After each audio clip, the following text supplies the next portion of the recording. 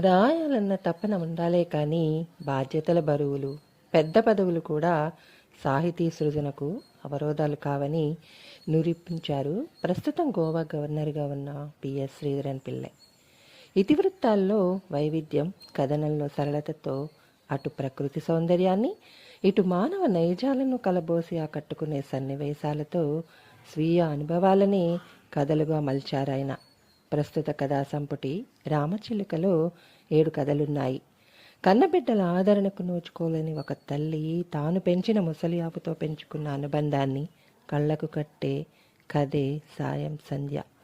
గోవాలోని రాజ్భవన్ మేడ మీదకి ఎగిరి వచ్చే రంగురంగుల రామచిలుకలను చూస్తూ వాటిలో తన అమ్మమ్మను ఊహించుకుంటూ అల్లిన అందమైన కథే ఈ పుస్తకానికి శీర్షికగా వాలిన రామచిలుక. రాజ్భవన్ తోటలో ఎంతో ప్రత్యేకంగా చూసుకుంటున్న మామిడి పండు అదృశ్యమైన సంఘటనని ఆత్మఛాయగా మలిచారు.